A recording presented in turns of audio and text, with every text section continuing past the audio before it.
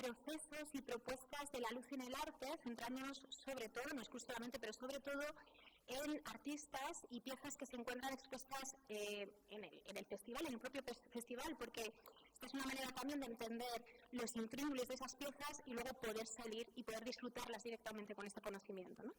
Entonces, creo que esta segunda parte puede aportar otro punto de vista, como os decía esta mañana cuando hemos empezado, ¿no? Los diferentes puntos de vista, pues aquí vamos a ir un pasito más allá. No me voy a enrollar, que no os quiero que tener aquí toda la tarde, entonces voy a empezar a presentar al primero de los ponentes de esta segunda etapa de nuestro encuentro, que es Detlef Hartung. Bueno, él es titulado en Ingeniería Mecánica, pero licenciado también en Bellas Artes, en ambos casos por la Universidad de Múnich. Esta doble visión del arte es interesante, ¿no? Desde el año 98, además, forma colectivo con el artista Georg Trenz, que, por cierto, participa con él en la pieza que presenta en Umbra, y ambos han participado en diferentes eventos, en diferentes exposiciones. Os digo algunas de ellas para que tengáis una referencia.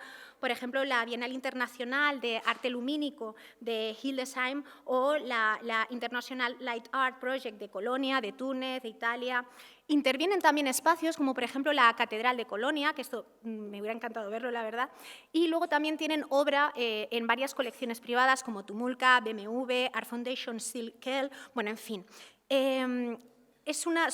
Además, son artistas que han recibido varios premios, como por ejemplo el German Lighting Design Award, y bueno, yo creo que lo mejor de todo esto es que escuchemos a Detlef Hartung hablar, como os decía, de esta pieza que presenta junto a Georg Trenz, aquí en Umbra, que es Semillas, Hasiak Semillas. La podéis ver, por cierto, es una proyección lumínica que la podéis ver en el Parlamento Vasco, en el edificio. Así que nada, vamos a darle paso a él, que creo que es más interesante oír leer. Disfrutadlo. Encantado de estar aquí en Umbra y muy encantado de ser invitado a esta ciudad tan linda, con esa cultura fenomenal. Y encantado de veros todos aquí y gracias de ser parte de este panel. Pero yo voy a seguir a hablar en inglés. ¿Me entienden todos? ¿Por el micro? Vale. Y ya está. Light Space Text, that's the main theme of our work, as you told already, Alicia. We are an artistic duo working since 25 years together. And I don't want to be too much into our relationship, but we knew each other since the studies in the Academy of Fine Arts in Munich. So I would start with a typical work as we began starting to work that was a festival in Gdansk. I don't want to talk too much about Semillas, because you might see it for yourselves, and I'll be there this evening again to take some photos at dawn. So I'll be there for 1 hour or 1.5 hours, so go around over there and I'll be there and answer your questions. This is a piece that we did in Gdansk. It's called Ach. Ach is the same meaning as wow in English, but it works in Polish. It has the same meaning and the same spelling. And it was a festival about hidden and forgotten places. But we were placed in a gallery, which is usually not a hidden place. Sometimes it is, but usually the artists want to go, that people go there. So it's well known, it's the Günter Grass Gallery. And as you see here, we do an overall immersive text installation in that time with slide projectors. And it's based on several layers of the word Ach. And there are some words hidden in there which are connected to the expression, what you feel when something astonishes you, in Polish and as well as in German, because in Gdansk there are a lot of elder people especially who still speak German. So, and for us it's very important that people step into the projection and take part of it. So they relieve the layers and they get into contact with the work and get part of the work. So they start to walk around and as you see, the projection goes on them, and the shadows relieve the different layers so some words can be seen, and they really get funny about it, so they start making angels like that and so on. And it's really an interactive piece, but it's not a digital interactive piece, it's just an analog interactive piece. In that time, so that was the first 10 years, we were mostly using just slide projectors. This is a really big projection across the River Rhine in the Rhine Valley on the rock of the Lorelei. And it was initiated by the UNESCO. So there's always a little story behind our pieces. So, and that's the reason that we use text and choose text which has a relation to the site or to the connotation of or the context of the site. And it was this Rhine Valley is the birthplace of the German Romantic, and the UNESCO asked us to work there because the river or in this valley there is a lot of train traffic for the goods because has been built a new port in Genoa. And all these goods coming from the Suez Canal are now transported through this valley to the northern part of Germany. And that causes, every 2 minutes there's a train passing through this valley. So the noise is incredible, and it's terrible for the people to live there. It has nothing to do anymore with the Romantic. And the other thing is that the tourism over there is also really, I would say, awful, because it's just mostly bus tourism, and mostly from China, and it's very famous over there. And some restaurants just live from the Chinese people. No German people go there because it's always busy with buses stopping, dropping off, taking some food, and the food is bad. and not so good as here, really. And then they take a photo and then they go away. And that's not the kind of tourism this valley has to be there. So we decided to work with words and it's a game, kind of a game. The end of the word is the beginning of the next work, and it's two of the projectors were equipped with a film, and it was like a river of words going aside on the rock. The rock is about 100 meters high and 150, and the projection is about 600 meters wide.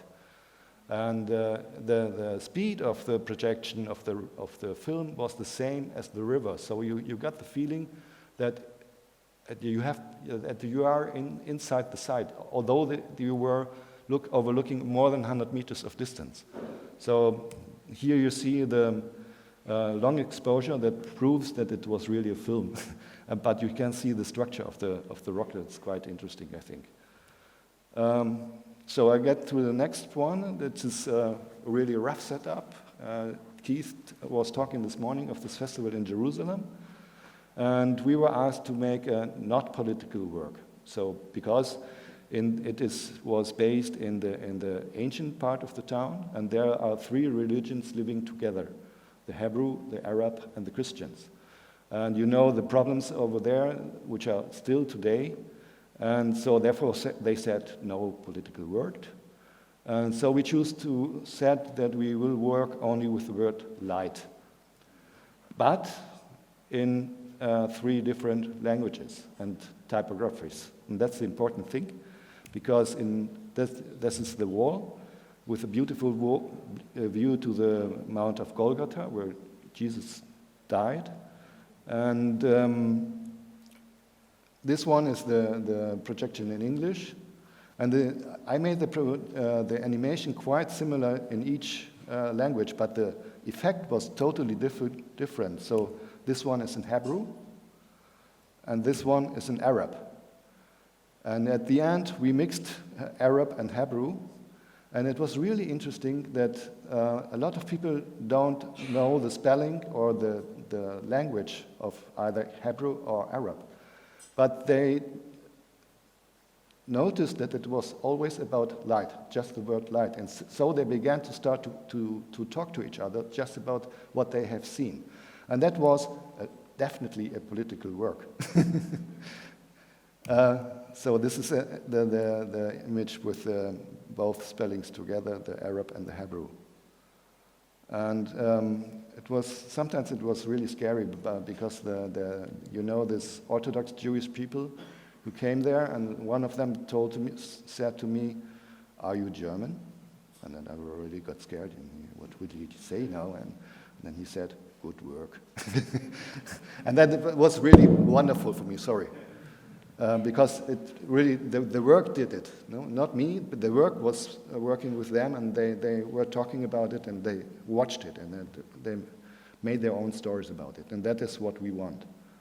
So this is also an important and nice piece because of the structure of the building. So it's in Australia, in Adelaide, the Theatre Festival, and a theatre building, which looks like a cut diamond into two pieces, and we were asked to project around it to 270 degrees.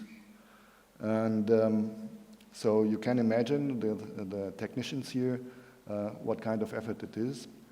But it went out really nice, and we decided to work with dots. So the piece is called Dots. And dots have a real important role in the culture of the Aborigines, as they paint maps with dots, and the dots mark the places where they find food or water places in the desert. So it's a real cultural, it's very important for them, these dots. So we made a game out of it, or we played with it, and made it colorful, and using also the colors they use in their maps. So they have mostly orange, red, and blue, no green.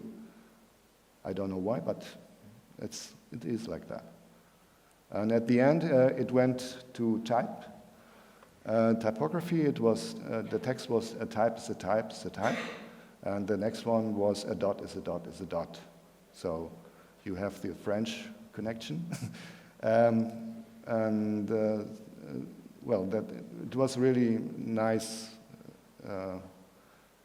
experience to be there, this completely different culture, and it took a lot of research in the beginning to allow that, because when you are in a site which is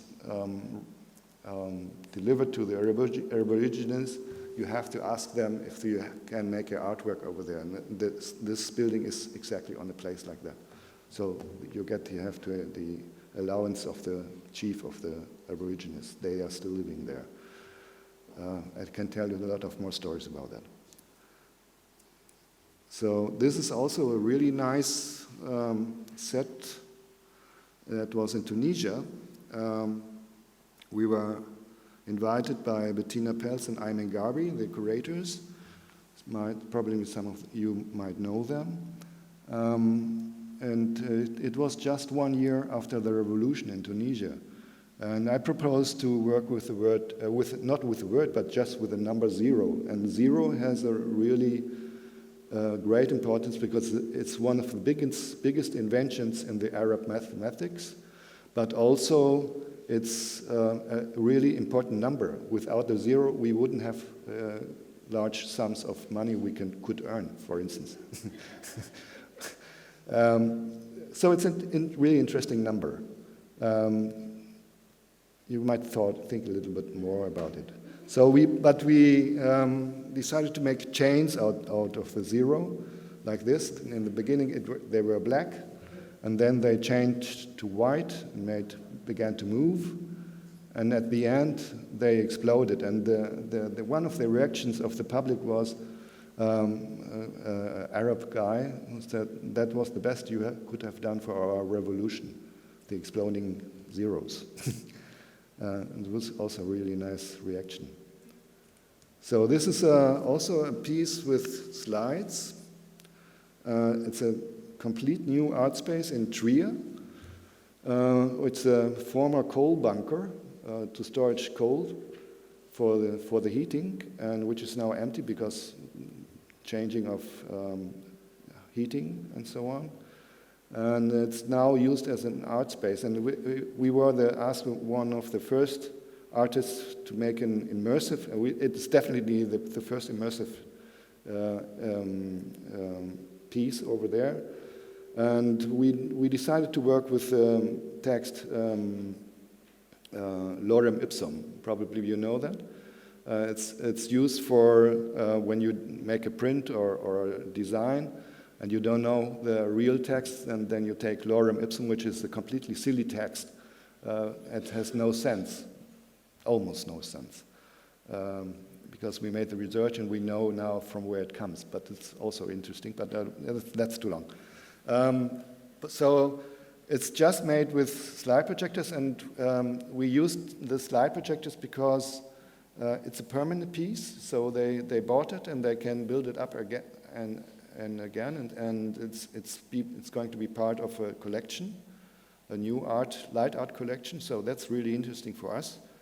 But also the budget wasn't very big, and we wanted to cover the whole building, and so we asked them if they have still slide projectors, and they had a lot of slide projectors in stock which they didn't use anymore. Probably you have the same thing here in Spain as well.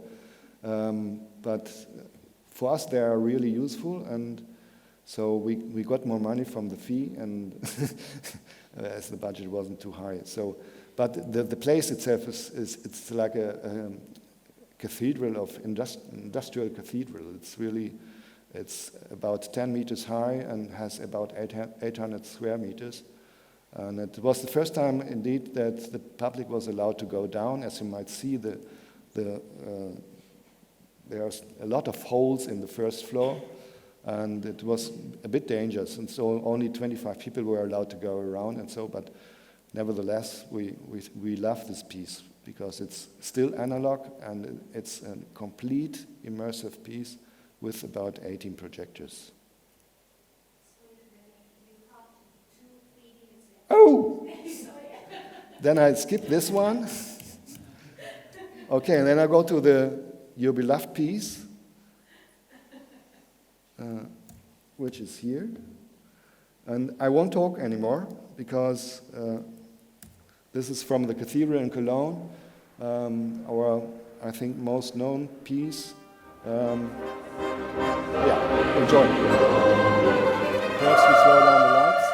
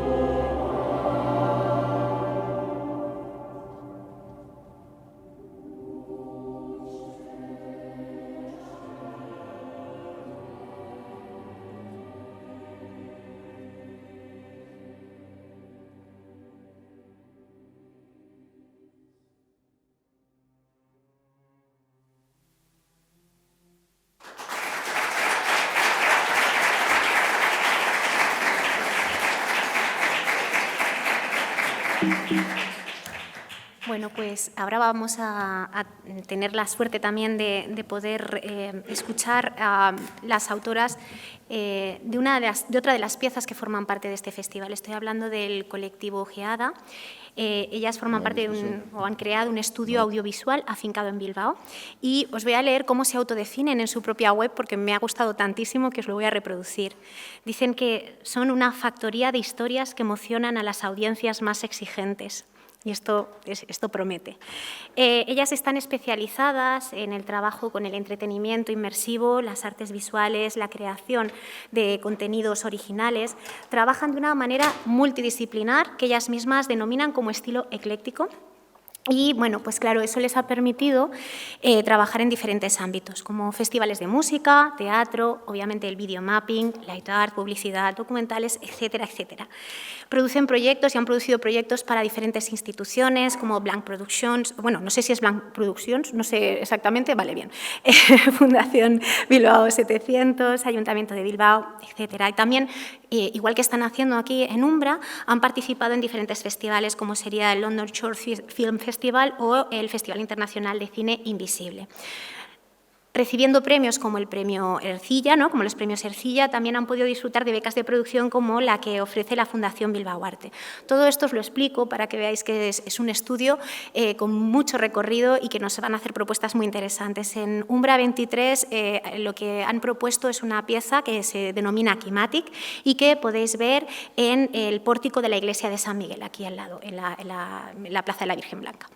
Bueno, pues nada, todo vuestro escenario. Muchas gracias. Bueno, eskerrik asko, Alicia, por la presentación. Eskerrik asko, Umbra, por invitarnos, por un lado, a participar en el festival y por el otro, en esta charla.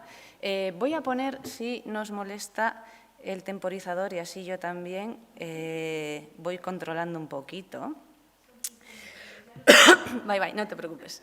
Entonces, bueno, como ha dicho Alicia, nosotros somos un estudio pequeño, afincado en Bilbao, somos 2, 3 personas, somos un estudio multidisciplinar, pero principalmente tenemos 2 líneas de trabajo. Una sería el diseño de proyecciones para artes escénicas, en el cual trabajamos muy a mano con diseñadores de iluminación. No sé si todavía está por aquí David, pero hola, compañero.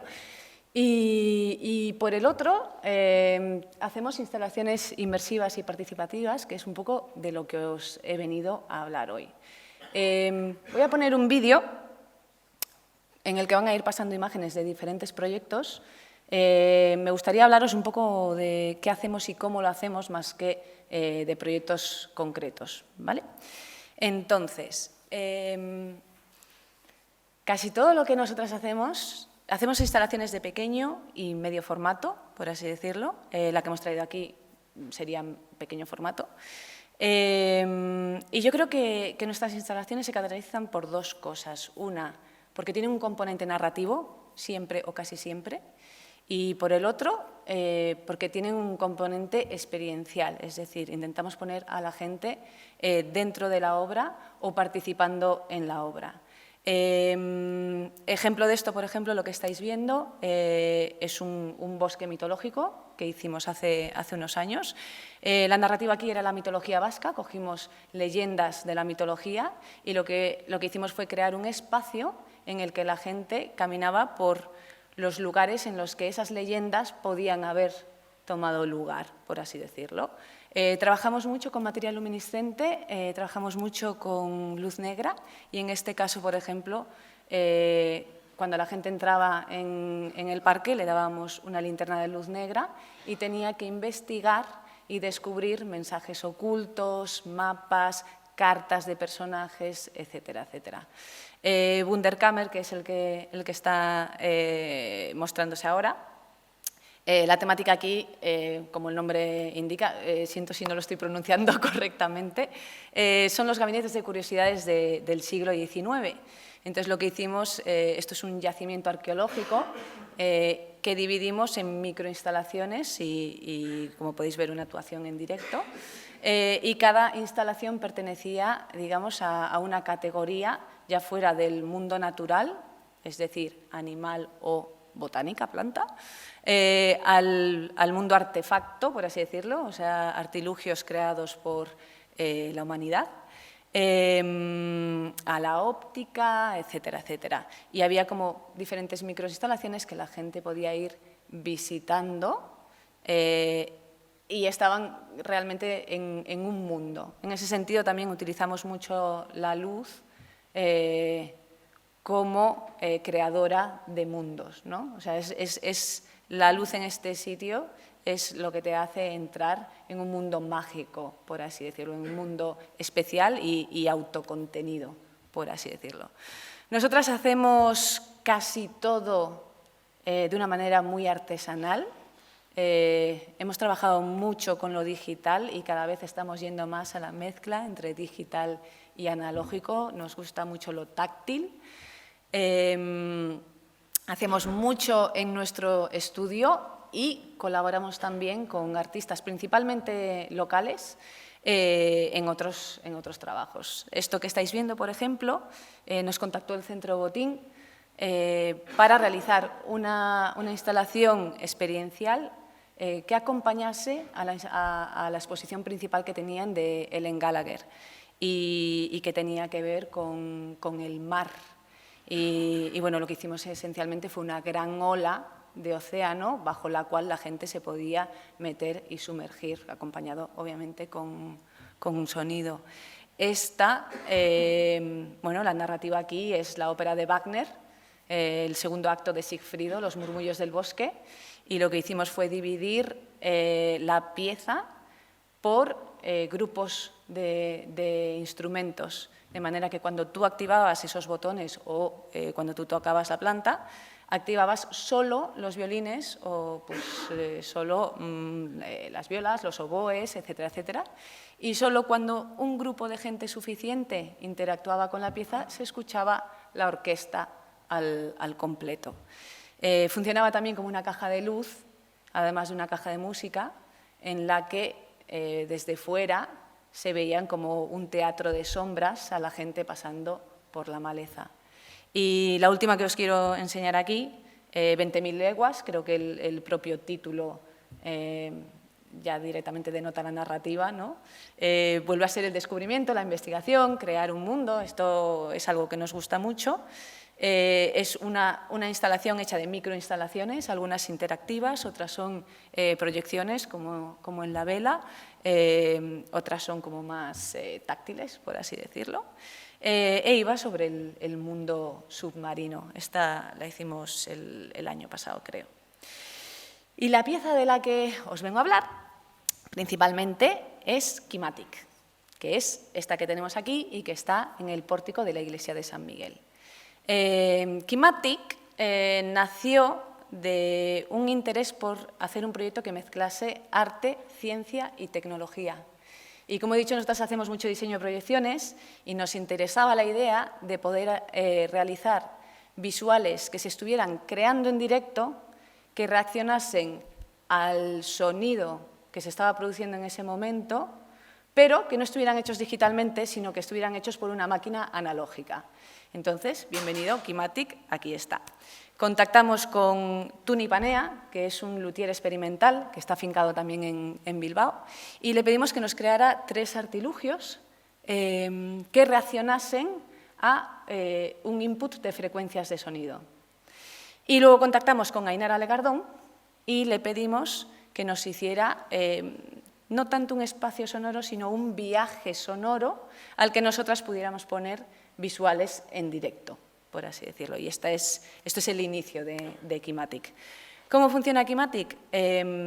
Esencialmente es un altavoz con su amplificador que recibe las frecuencias de sonido, son frecuencias puras, y encima tiene un plato que o bien tiene líquido o bien tiene material de partículas como sales o arena o algo similar. Tiene que ser partícula fina o funciona mejor con partícula fina. Y la frecuencia de sonido hace que el altavoz vibre, la vibración del altavoz hace que el plato y los materiales vibren y se crean patrones, como los que estáis viendo, esto sería un ejemplo de un plato de sal, crean patrones muy parecidos a los fractales que se encuentran en la naturaleza. Esto nos pareció fascinante y entonces, por un lado, hemos estado experimentando diferentes tipos de frecuencias. Cada frecuencia produce un patrón y siempre el mismo patrón, pero no todas las frecuencias producen patrones. No son melódicas, porque es frecuencia pura. Y siempre, lo que he dicho, siempre se forma la misma forma. En el caso de las sales, quizás es como más evidente, es más visible. En el caso del líquido, necesitamos un elemento que nos ayude a visualizar esto, y ese elemento es la luz. La luz, esencialmente, no sé si podéis ver en este artilugio que tenemos aquí, tenemos una luz encima. Hemos elegido un círculo porque era una forma que a nosotras nos gustaba. La luz, al incidir en las ondas que se forman, le da volumen por contraste, y es entonces cuando se forma el visual. En el medio de la luz hay una cámara que recoge esa onda que se produce y ese patrón que se produce, y es eso lo que nosotras luego proyectamos, en este caso, en el pórtico de la iglesia de San Miguel. La experiencia del espectáculo nos gustó mucho, pero luego pensamos que sería realmente súper interesante poder tocar este artilugio como si fuera un teremín. Y entonces pensamos que igual podíamos transformar la pieza en una pieza interactiva, en la cual, según tú acercas tus manos, eres tú quien genera las frecuencias que forman los patrones que luego se proyectan, por así decirlo. Entonces, es tu acción la que genera los visuales. Y esto es lo que os hemos traído y que vamos a mostraros ahora mismo. Entonces, bueno, no sé, igual si me pongo aquí no se me oye. ¿Vale?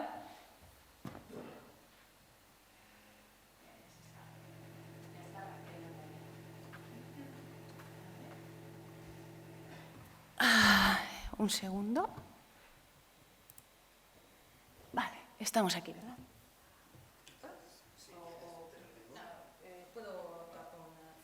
Bueno, esencialmente, bueno, obviamente ahora lo estáis... yo me voy a poner detrás de la máquina, normalmente la gente estaría enfrente. Como podéis ver, pues por aquí entra el sonido, tenemos ecualización básica. Esto es la cámara y esto es la luz, que es lo que estáis viendo ahora. Y según acercamos las manos, se van produciendo las frecuencias, y esas frecuencias son las que generan las ondas que generan el visual.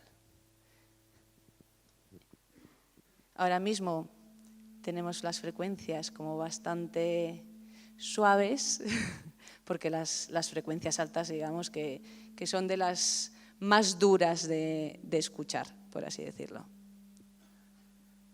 ¿Y cómo funciona esto? Pues hemos dividido el plato en cuadrantes. Cada cuadrante tiene una serie de frecuencias que se van activando aleatoriamente según acercamos o alejamos las manos. Y esto es un poco de lo que os quería hablar. Creo que me he quedado bastante en tiempo, ¿no? Si tenéis alguna pregunta o alguien rápidamente se quiere acercar a probarlo y volver a sentarse, bienvenidos. Si no, pues os invitamos a pasar luego aquí al lado, en la iglesia de San Miguel, a hacernos una visita. Es que ricasco.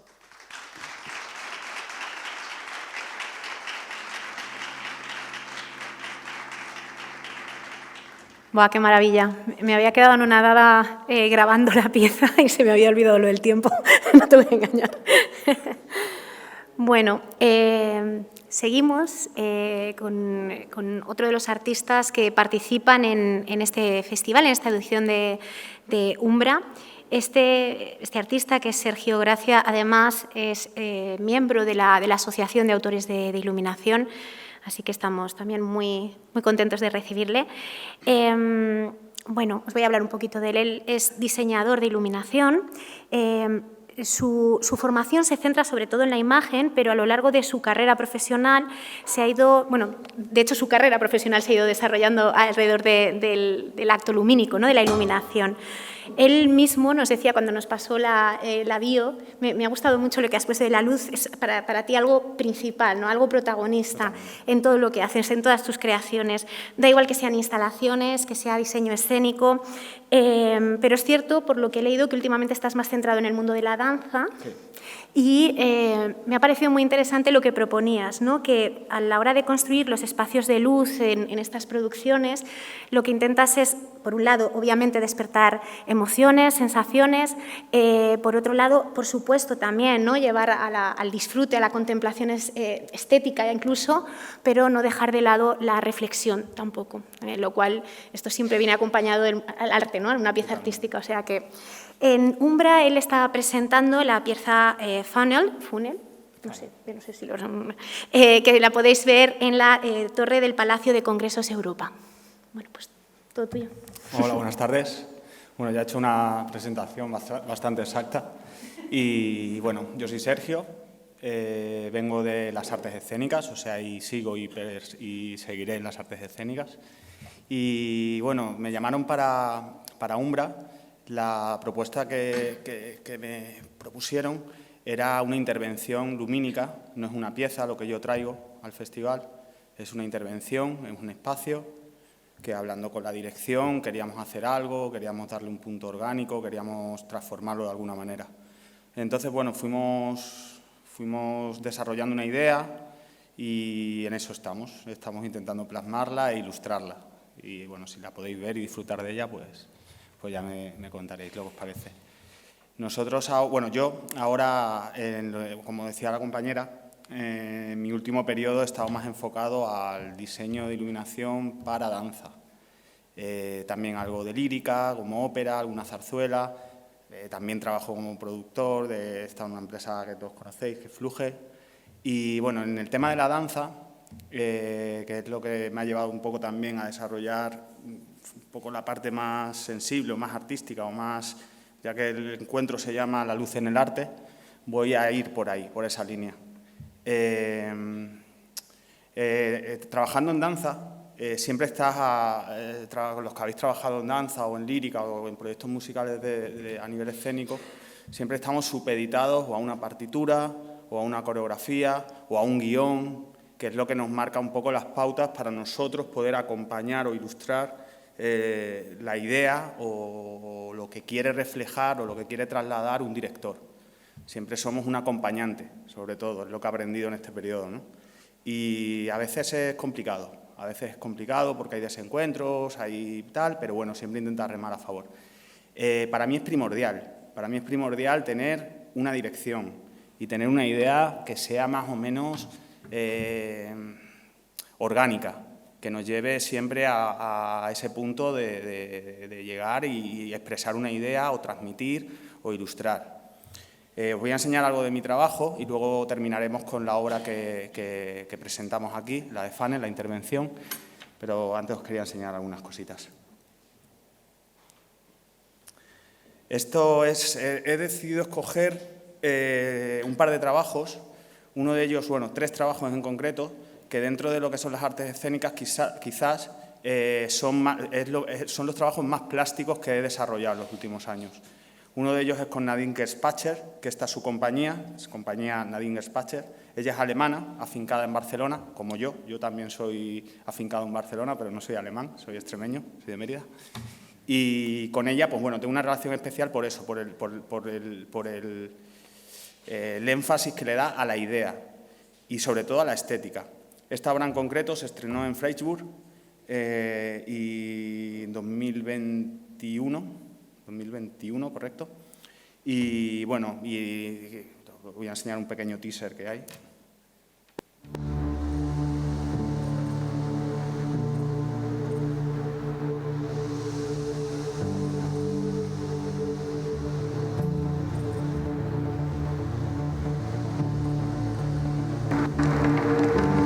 La música, sobre todo, ¿se puede bajar un pelín el volumen del vídeo, por fin? La música y la imagen la intenta interpretar de una forma muy contundente en todo lo que presenta. Entonces, bueno, a nivel plástico acaban saliendo resultados muy interesantes, por lo menos a mí me gustan. Es un conjunto, no es, o sea, como veis, es todo pura imagen y es potencia ella.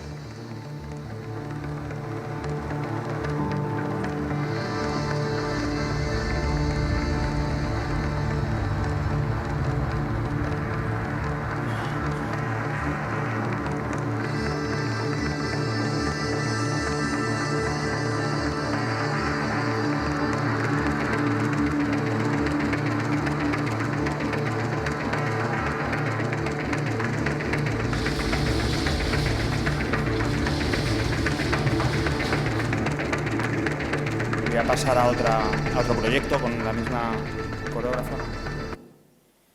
Esto es Re, y también era un dueto de 30 minutos, donde, como veis, la luz es capital para todo esto, para su idea, para trasladar su idea.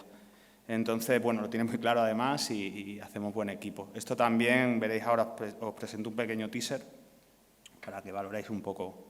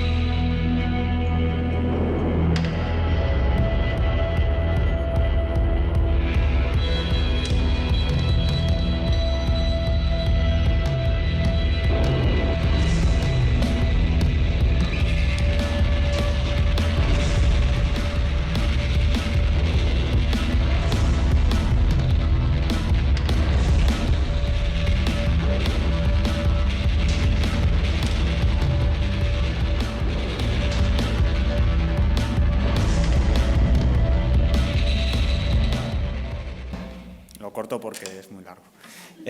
Pero sí, es este punto hipnótico, ¿verdad? Lo que hace, cómo trabaja ella y lo que propone. Después, a continuación, también quiero compartir con vosotros y vosotras un proyecto que se hizo en Barcelona, en el Liceu, este verano, en junio. Es un festival de óperas contemporáneas. Y bueno, esto en concreto tiene también un componente plástico importante porque además se desarrolla en conjunto con las escuelas de diseño de Barcelona.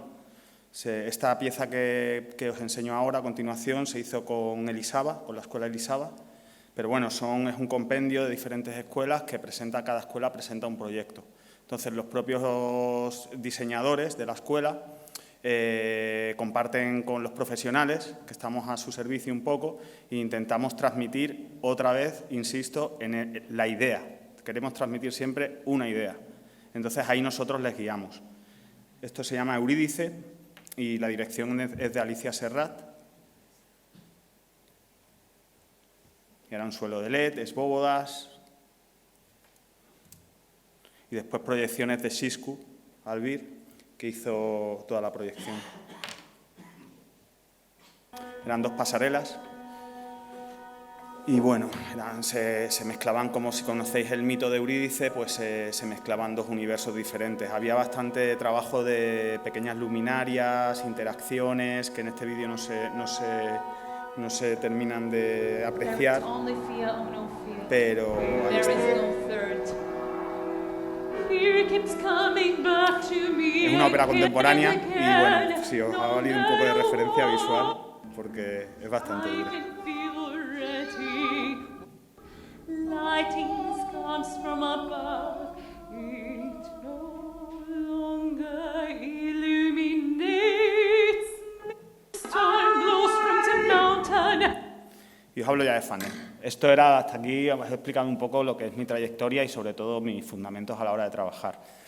Como os contaba al inicio, cuando estuvimos hablando de la intervención en funnel, lo que teníamos era una torre muy interesante por su morfología y por lo que nos podía dar, y teníamos un espacio súper interesante y súper abierto a muchas cosas, ¿no? Entonces, bueno, quisimos sacar y quisimos transmitir desde dentro de esta torre, de esta gran torre. Yo estuve investigando y estuve ilustrándome y tal, y ya durante la pandemia y toda esta época tan turbia, estuve mirando todo esto de las conductas de consumo, de cómo nos pueden llegar a monitorizar de alguna manera para tener un control de lo que somos como individuos dentro de una red o de Internet directamente. Esto es más o menos lo que es un funnel. Un funnel es un balance gráfico que lo que hace es medir esos índices o esos estados, más bien. Yo lo vi como algo bastante turbio, porque al fin y al cabo lo que hace es algo muy sintético, a fin de cuentas, pero no deja de encasillar tus propios algoritmos, tus propias conductas, y me pareció que tocaba algo muy primario. Entonces, bueno, conseguimos enlazar esta idea con la torre y con la intervención y empezamos a trabajar en ello. Esta era la primera propuesta que pasamos. Y bueno, ya decidimos el tipo de luminarias, eran todas luminarias. Al ser una intervención no se podía inventar nada, era todo. Aquí lo que estamos trabajando son con focos muy poderosos de LED, que son estrobos. Entonces lo que queríamos era imprimir mucha cantidad de luz desde dentro. La idea inicial era con un poquito de humo, bueno, con un poquito no, con bastante humo, para romper las lamas y salir con la luz a través de las lamas y generar, pues eso, como una coreografía, ¿no? Finalmente, por motivos de seguridad y tal, pues no se han podido utilizar, pero bueno, creo que el resultado tampoco desmerece. Estas son las torres. Esta es la torre, en uno de sus momentos.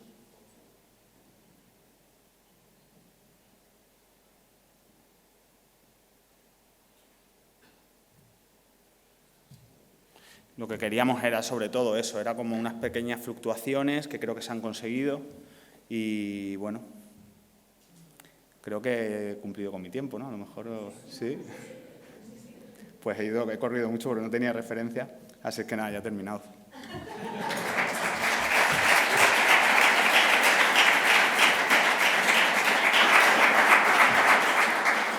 Vamos llegando ya al final de la jornada con mucha tristeza, pero hemos reservado para el final un colofón muy interesante, lo vais a ver. Ahora mismo nos voy a hablar de un artista que participa en este encuentro, ¿no? Bueno, en este festival, en Umbra 23, pero es un artista que ha realizado una propuesta que nos ha cautivado y que nos lleva también a ver otras posibilidades de carácter social, de carácter humanitario en la luz. Él es Matteo Ferroni, es un arquitecto graduado en la Academia de Arquitectura de Mendrisio, en Suiza. Según nos explica él en su biografía, dice, a los 30 años conoce o tiene la oportunidad de trabajar con un director de teatro llamado Luca Ronconi, que él encarga, un encargo muy especial, que es la residencia permanente del Centro Teatral Santa Cristina. A partir de entonces, su obra ha tenido muchísima repercusión, ¿no? Ha aparecido en los principales medios de comunicación internacionales especializados en arquitectura, ha aparecido también en catálogos de gran prestigio, entre ellos, por ejemplo, el MoMA, de Nueva York. Pero yo creo que lo más interesante, sobre todo por el tema que va a compartir con nosotros, por la pieza de la que nos va a hablar, es el enfoque humanista de sus piezas, ¿no? Él defiende una arquitectura, un tipo de arquitectura que denomina Farming Architecture, ¿no? O sea, una arquitectura en la que vas sembrando conceptos, le vas dando tiempo al tiempo, vas produciendo proyectos que de alguna manera son atemporales porque tienen la capacidad de dejar huella y dar duración, ¿no? El proyecto del que nos va a hablar, simplemente os doy 2 datos porque prefiero que lo explique él, es Foro, bueno, no sé si lo voy a pronunciar bien, Mateo, perdóname, Foro Bayelen, ¿está bien? Lo realiza en 2012 en la zona rural de Mali. No os voy a desvelar el misterio, prefiero que lo explique, pero sí os voy a decir que fue premiado por el Ayuntamiento de Barcelona con el premio FAD. Además, también se expone permanentemente en la Biosfera de Montreal como un modelo de tecnología, de cultura y de naturaleza.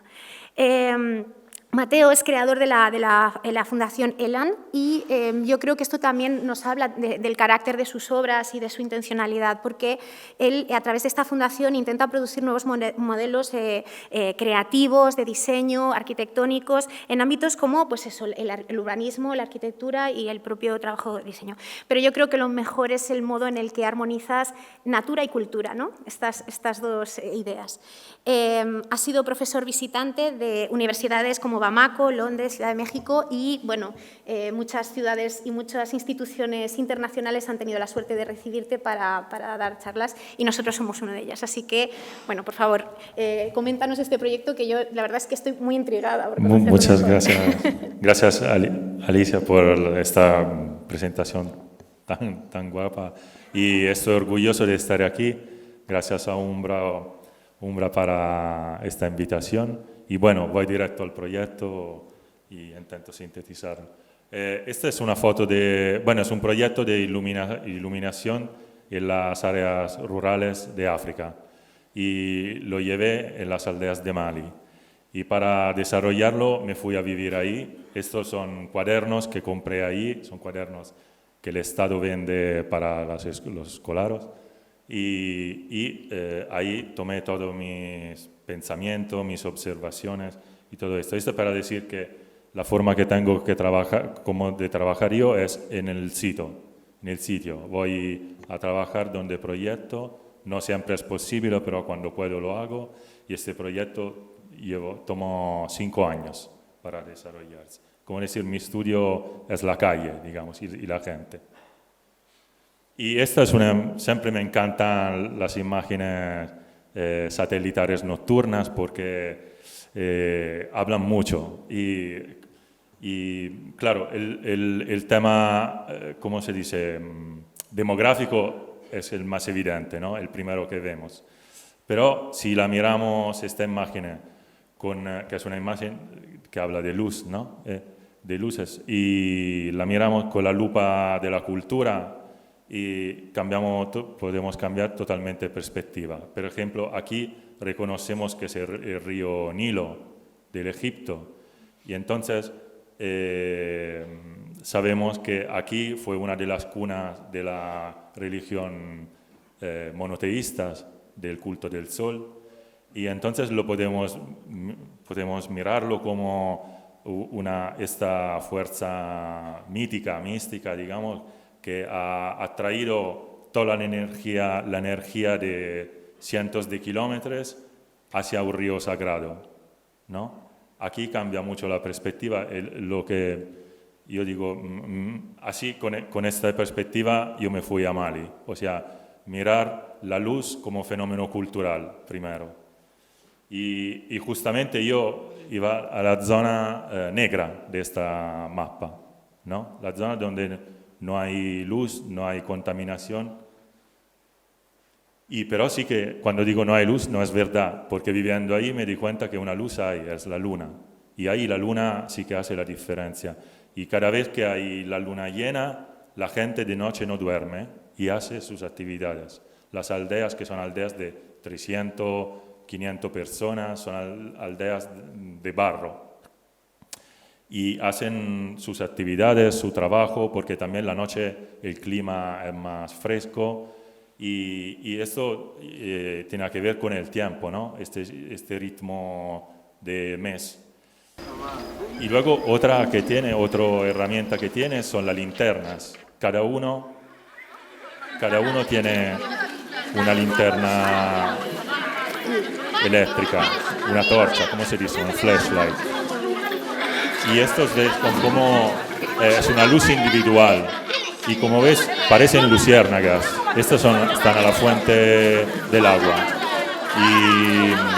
y interactúan entre ellas. Se nota un patrón, como la luciérnaga, sabéis que cuando una se ilumina, la que está al lado se ilumina también. Y entonces aquí yo muchas veces veía la gente que cuando veía luces desde lejos le preguntaba ¿qué está pasando ahí? Y ellos reconocen desde lejos según como la torcha la apagan, la encienden, cómo interactúan. Ah, hay un tío encima del árbol que recoge esto.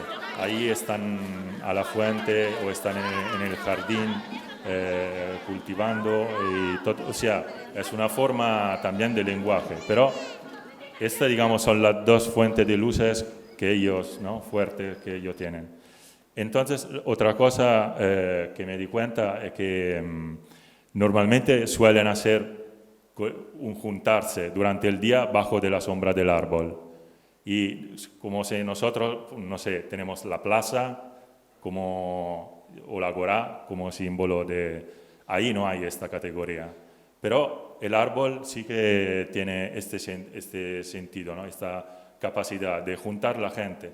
Y la gente se junta bajo la sombra de los árboles. Y ahí hacen estas actividades colectivas, que son de trabajo, de buscar cosas. Y hasta las vacas se juntan bajo de los árboles para repararse del sol. Entonces lo que pensé, digo, ¿qué introducir entre la luna? ¿Cómo integrar la luna y la linterna, la flashlights, la linterna, con una luz? Pensé, digo, vamos a ver si puedo desarrollar un árbol de la luz, algo que dispare al suelo una luz que se parece a la sombra del árbol y que puedan utilizarla como espacio para hacer actividades en grupo. Y entonces, para ir al diseño, cogí la tecnología, digamos, más primitiva y la más moderna, ¿no? La rueda, en este caso rueda de bicicleta, y el LED con una batería de moto, conectado a una batería de moto. Una cosa curiosa, bueno, este es un proyecto, como decía, desarrollado en años. Entonces fue de verdad una experimentación en el campo y muchas cosas pasaron por casualidad, por error, porque esto lo hice así, o alguien ha dicho algo, alguien lo ha hecho diferente, o sea, por ejemplo, una de las cosas es el LED, siendo un festival de iluminadores. Normalmente uno piensa el LED de la calle tiene que ser un LED público, ¿no? Como un alumbrado que no saca sombras, que sea sombra tenue, que sea una luz difusa, difundida. A mí encontré un LED para alumbrado escénico. Entonces era un LED, una tira de LED, como una tira de LED, muy fuerte, una luz súper intensa, así. Me regaló Philips, Italia, representante, me regaló 4 de estas y digo, vale, tengo esta y probamos con esta. Y la verdad que funcionó a tope, súper bien. Después probé con otro tipo como poniéndolos en 2 rayas o en círculo así, y no da el mismo resultado. O sea, ahí hay que proyectar, luego lo enseño. Y también el tema del material. O sea, en África es un continente que no ha conocido la revolución industrial, es el único, o mejor, ha conocido la otra cara de la revolución industrial, o sea, proporcionar la materia prima. Pero no hay fabricación, por lo menos a Mali, no hay fábricas que fabrican objetos, tecnologías. Entonces, todo es algo que se recicla. Como sabéis, ahí el reciclaje es muy común. Y, por ejemplo, esto es cómo se recicla, muy interesante, el aluminio. A veces, por ejemplo, hay accidentes de coche, entonces el coche se queda ahí al lado de la carretera, poco a poco hay una persona, alguien que vive al lado, el dueño del coche lo encarga, dice tú cuídame el coche, y poco a poco empieza a vender las piezas, los sillones, el volante, los espejos, el cristal, todo, y todas las piezas de aluminio, y estas piezas se trabajan. Entonces, esto es un poco un esquema del sistema. Hay una carretera, un eje, siempre, que es donde pasa la carretera con asfalto, donde pasan los camiones, las furgonetas, los buses, y ahí es donde circulan los bienes, the goods, y los objetos. Y luego alrededor, digamos, en 20 kilómetros para derecha, 20 para izquierda, 20 kilómetros para derecha, hay aldeas. Donde vivía yo eran 71 aldeas, más la aldea central que cayó en la carretera, y donde se desarrolló el mercado semanal, donde se coge la energía, hay mucho artesano, hay todo esto, es una pequeña town, digamos, ya no es una aldea agrícola. Y entonces ahí producen agricultura, productos agrícolas o de granja, gallinas, vacas, y en el mercado central es donde se cambian estas cosas con los objetos. Entonces, también la fabricación de la luz quería que se integrara en este sistema. Entonces, más que el diseño, elegí la cadena de producción, o sea, los artesanos que participan a la fabricación. En este caso es el mecánico de bicicletas, el herrero, el fundidor de aluminio, que normalmente hace ollas o teteras, y el reparador de radio y televisiones, porque sabe soldar el LED, sabes hacer la soldadura de precisión, de electrónica, sabe de electrónica. Y para simplificar, o sea, el diseño que veis ahí me salió rápidamente, casi enseguida. Pero para simplificar y optimizar esta cadena me llevó 5 años. Y entonces estas, digamos, por varios motivos se fabrican varias farolas, normalmente son 4, luego los explicaré mejor, y se van a las aldeas. A las aldeas hay las que la utilizan y se llama Forobá Yelen, porque otro concepto del proyecto, Forobá significa colectivo, comunitario, Yelen es luz. O sea, este es un alumbrado público que pero se entrega a las aldeas. El pasaje formal, digamos, yo o nosotros una vez que se creó la fundación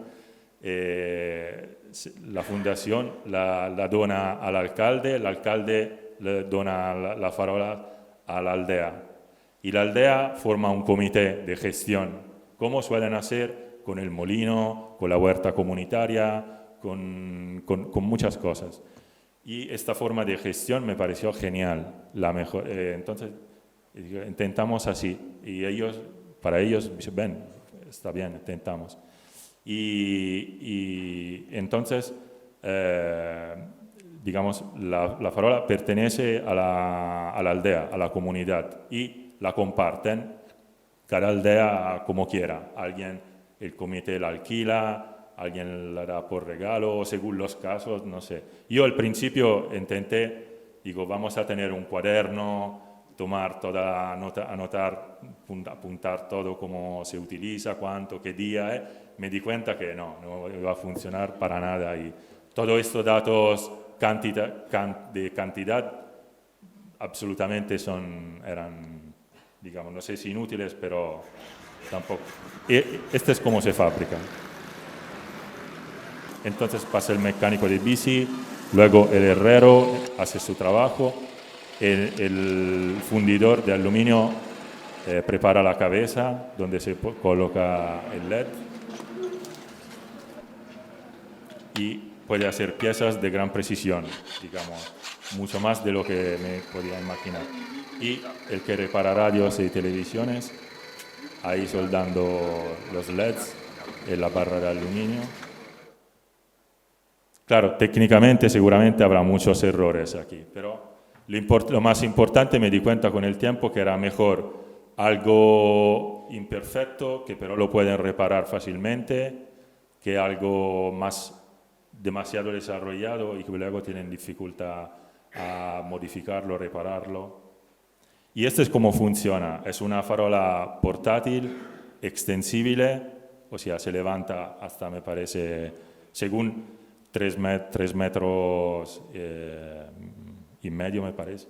y la dimensión, todo viene al final de algo muy práctico, porque la bicicleta, la rueda y el telar ya tienen muchos problemas resueltos, como el equilibrio, la posibilidad de maniobrarlo, que los niños también la puedan llevar. Y luego los tubos son tubos hidráulicos, que ahí venden en tamaños como acá, más o menos de 6 metros. Entonces, cuando lo cortas en 4, optimizas la fabricación y se ahorra material, se ahorra dinero. Entonces, la dimensión sale de ahí. Esto es un ejemplo, es el hombre de la luz.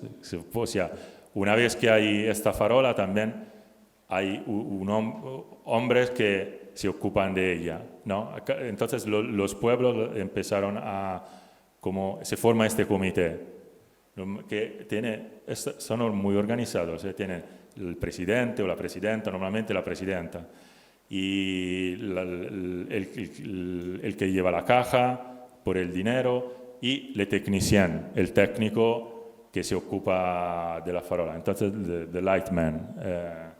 Y ayer vi pasear al artista, me acuerdo mucho, seguro tendrías muchísimo éxito ahí en África. Y entonces esta persona, también hay otra persona que antes había en el dibujo, no lo comenté, que es una persona que ya existe en el pueblo, es una persona que como oficio vende la energía. O sea, la verdad cuando hablamos de Smart City, ahí están a tope. Y hay una persona que se compró poco a poco unas placas solares, plaquitas, y la colocas, y la gente le lleva el celular, el móvil, baterías y cosas, y él cobra y carga. Entonces, las luces las baterías las carga él, son baterías de motos que se encuentran ahí en cualquier lugar. Esta es una mujer a la huerta comunitaria. O sea, son utilizaciones de una parte muy prácticas y de la otra muy místicas, muy simbólicas. Esta vende la leña al lado de la carretera. Este es no sé cómo se dice, trigo, grinding, they grind the millet. Y ves que a veces utilizan una farola. ¿Hay tiempo? No, voy rápido. A veces hay una, a veces hay dos, a veces hay 3 a la vez. Esta es la mezquita, por ejemplo, el uso simbólico. Durante el Ramadán, el muezzin la lleva a la mezquita y la utiliza para rezar la noche. Y, por ejemplo, la usan muchísimo para los entierros. Enterrar los entierros de la gente y el duelo de la familia. Se dan una a la familia para el duelo, simbólicamente así, y una farola la utilizan para la acción de enterrar, el funeral. O sea, que ha cambiado también antropológicamente algunos hábitos, como por ejemplo, luego os enseño. Esta es la escuela coránica, que se hace cada viernes. Aquí, por ejemplo, normalmente lo hacen con la leña y el fuego, porque claro, el fuego tiene un sentido simbólico que una luz no puede llegar a tanto. Pero pasa que, por ejemplo, llueve el jueves o el miércoles, el viernes la leña está bañada, está mojada. Entonces el profesor, el maestro, que normalmente encarga los chicos y las chicas de ir a buscar la leña, elegir el lugar, encender el fuego. Esta es parte de la educación de la educación. Los encarga de procurarse la farola, que la batería sea cargada, elegir dónde ponerla, la altura y los niños. Entonces hay una componente rica. Esto como cambio antropológico, el carnicero. Antes, las aldeas que no tienen farola son cuando una vaca muere o deciden de venderla, la llevan al mercado, al pueblo con el mercado, y ahí hay el carnicero, digamos, el matadero, lo podemos llamar. Ahora, ¿qué pasa? Que con las farolas es el carnicero que va a las aldeas, porque a él le sale a cuenta, le conviene, porque él lo llaman con el móvil. Dice, mira, queremos vender una vaca o una serpiente, la muerte, la picó y tenemos que... Entonces, él viene con sus ayudantes, con la moto o con lo que sea, el carro con el burro, y le dan alquila las farolas, o le dan las farolas, y empieza su trabajo, porque durante la noche todo el mundo ha vuelto a la aldea, porque durante el día muchos se van alrededor, a las aldeas alrededor, al mercado, a visitar una hija, un pariente o alguien que vive al lado, a hacer algún trabajo pero a la noche todos han vuelto a la aldea, entonces todos los clientes están ahí. Él empieza a degollar este ritual de degollar la vaca y con 2 farolas. Luego pone una alfombra de plástico al suelo y coloca todas las piezas ahí. Esta es una foto que me encanta porque aquí se ve como las 3 farolas a la vez. La farola amarilla, debajo hay uno del equipo del carnicero que tiene un carnet y apunta quién compró cuánta carne. El carnicero es que está sentado al frente y el que te da la carne. Y luego hay otro chico, normalmente es un chico, que se va por la aldea con un megáfono a anunciar que hay la venta de carne. Y todo esto, claro, por la noche tiene esta ventaja que la gente está toda en la aldea. La ventaja que menos calor y menos prisa, digamos, porque esto dura horas. Y se convierte en un ritual. Aquí se ven arriba de la farola verde, se notan pies, de gambas, piernas de personas.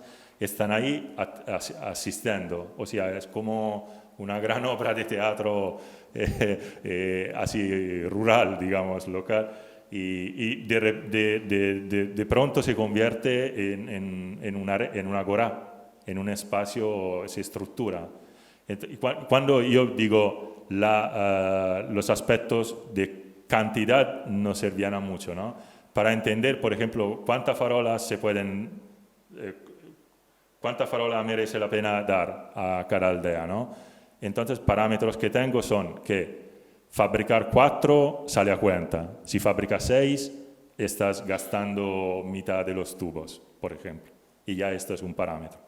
Otro parámetro es que, de lo que he visto yo, la utilización conjunta de farolas llega hasta 3. Entonces, digamos que como entre 3 y 4, ya me parece en 5 años lograr no,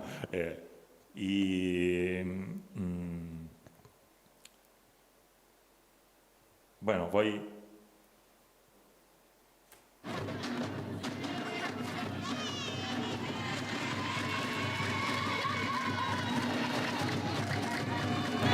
Esta es una entrega para que se den cuenta del valor, cómo lo toman ellos, ¿no? Algo mágico que llega este árbol de la luz, con tambores de salud. Estos niños están andando al cementerio para preparar, para excavar el entierro, la mezquita.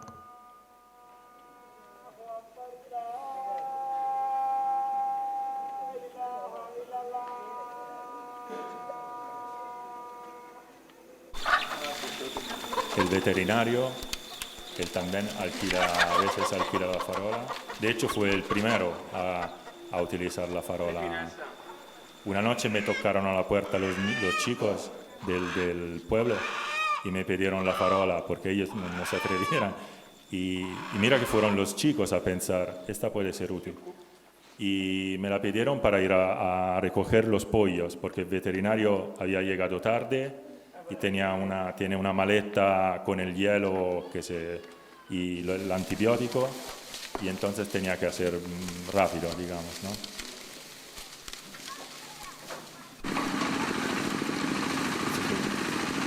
Trabajo en el campo. Esto también lo pagan a horas y también gasta gasolina, o sea, la luz le da tiempo de ganar. Y las festividades.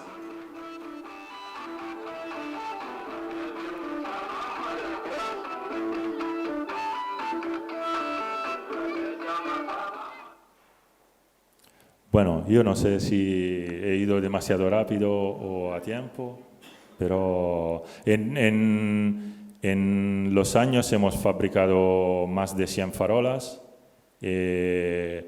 distribuidas en más o menos 20 aldeas o algo más. Y desde 2015 ya no fue posible volver a Mali por tema de seguridad, pero estoy en ello, en esto desde hace mucho. Estoy escribiendo un manual, un handbook, para que cualquier comunidad o organización o ONG pueda fabricarlo. O sea, es un objeto open source totalmente y al revés, yo espero que se modifique en el tiempo. O sea, si se modifica significa que funciona. Y gracias, muchas gracias a todos.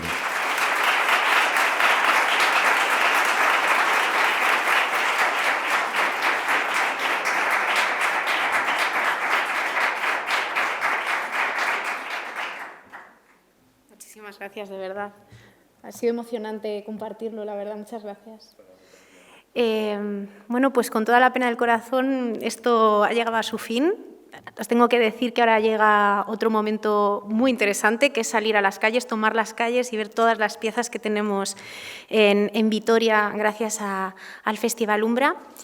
Ahora te voy a dar paso, bien, pero sí que me quería despedir de todos vosotros, daros las gracias por acompañarnos, por estar aquí todo el día y bueno, pues espero que hayáis disfrutado de esta jornada. Muchas gracias.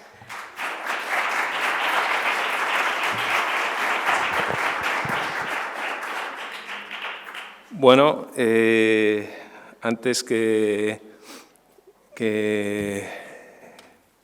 este sea dueño del plató, se puede decir, he tenido, porque yo no sabía muy bien a qué venía y de pronto me ha salido como, o sea, este con un listado de cosas y digo, coño. Entonces, bueno, de todos modos, aparte de, creo que es importante comunicar, ¿no? Quién está participando en este festival.